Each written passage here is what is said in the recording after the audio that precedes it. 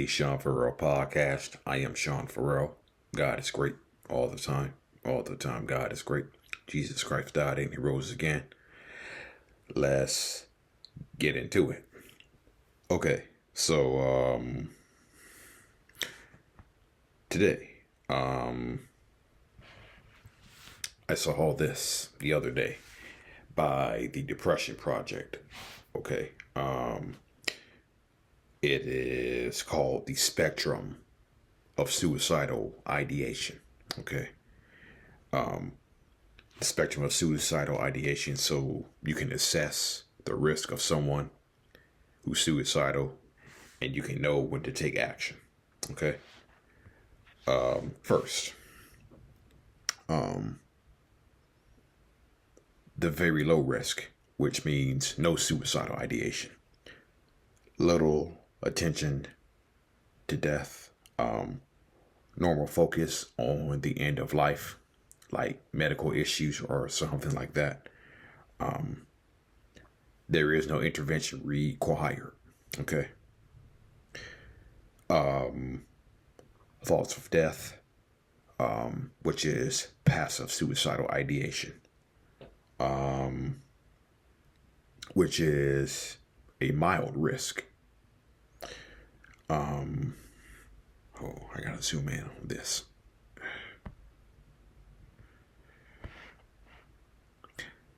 Preoccupied with death, taking comfort in the thought of it, expressed lack of meaning or hope in life, but they have not considered a method to harm themselves. So support is required if they're having thoughts of death, so also suicide, passive suicidal ideation. That's a mild risk. Boy, this thing is so small. Yeah. Thoughts of suicide, which is active suicidal ideation. Okay. Has considered a method to harm himself, but doesn't actively express intent in doing so. I've thought about it, but I wouldn't do it. Does not report a specific or detailed plan to harm himself. Displays good impulse control, and it expresses reasons to live, and regularly checks in and seek external professional help immediately. Okay, so that's active suicidal ideation, which is considered a moderate risk. Okay. Now, a severe risk, okay, which is having a specific suicide plan and intent, reports detailed plan, intention to harm self, and has poor impulse control. Do not leave them alone. Do not leave them alone. And ensure safety at all times. And call emergency services. Okay. So that's what they call the spectrum of suicidal ideation. Okay.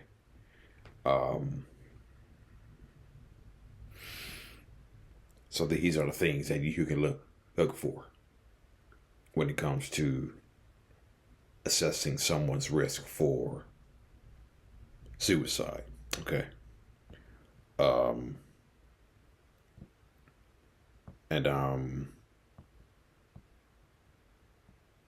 also saw all this. How to cope with suicidal thoughts. Okay. Number one, you want to prioritize safety, remove any dangerous objects, and find a safe place. Most often, this may be your bed. Call a crisis line. This is especially important if you're considering attempting. They will help you get unstuck from painful, intrusive thoughts and work to keep you safe. Find an anchor in this painful period. That is, find something that keeps you grounded. Find something that keeps you grounded and makes you feel safe, motivates you to live. This may be listening to your favorite band, holding a stuffed toy, being next to a loved one, envisioning a future goal, an event, a milestone you want to hold on for, or repeating a compliment someone once gave you. Okay. Other things such as walking your dog, having your favorite coffee every morning,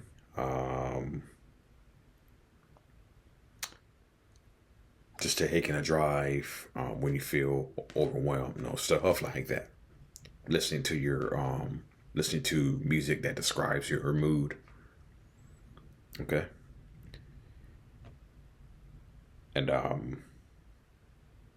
don't try to figure out your whole future. Now this is something that I have issues with. Okay, when I have suicidal ideations or suicidal thoughts. Okay, don't try to figure out your whole future. Right. You don't have to solve everything all at once. In fact, if you try to do this, it'll often lead you to feeling more overwhelmed and discouraged. So this is something that I really struggle with sometimes. Okay. I'm working on it. But you don't have to figure out your whole future. And how many times have I done that? How many times have you all who are watching this channel, how many times have you all thought about trying to figure everything out for about the next 5 years, next 10 years, trying to figure everything out next week? Okay. And then when you think about that, that just leaves you feeling more overwhelmed and makes you want to makes the idea of suicide even more. Reach out to a loved one. This will help you feel less alone, more comforted.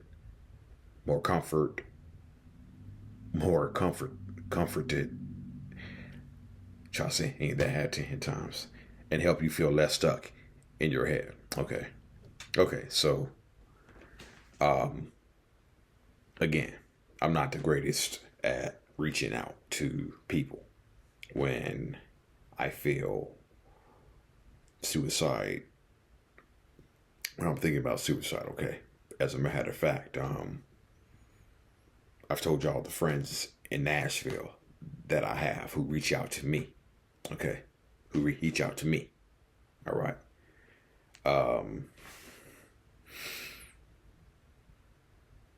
And I think ink is good. I think ink is good because I think that shows you that, hey, they're thinking about you. They're praying for you. And that shows you that, no, you matter. You matter, okay? You matter more than you ever know.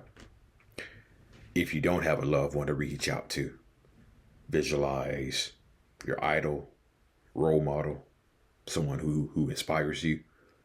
What would they say to uplift, empower, or motivate you in this moment? Recognize that you don't want to end your life. You want a part of your life, an experience you're having in it, a moment of it, a problem you're facing, or a negative situation. Okay. So those are some of the ways that you can cope with having suicidal thoughts. Okay. And again, well,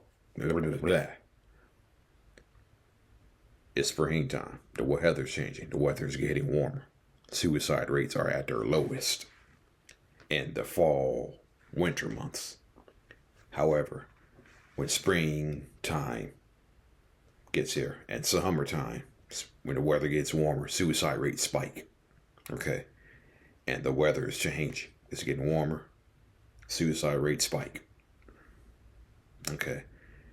And so, just a few things on the spectrum of suicidal ideation, knowing what to do, what to look out for, and how to cope with suicidal thoughts. Okay. All right. That's it. And that's all for the Sean For Real podcast. I'm out of here. May God bless you all. You matter.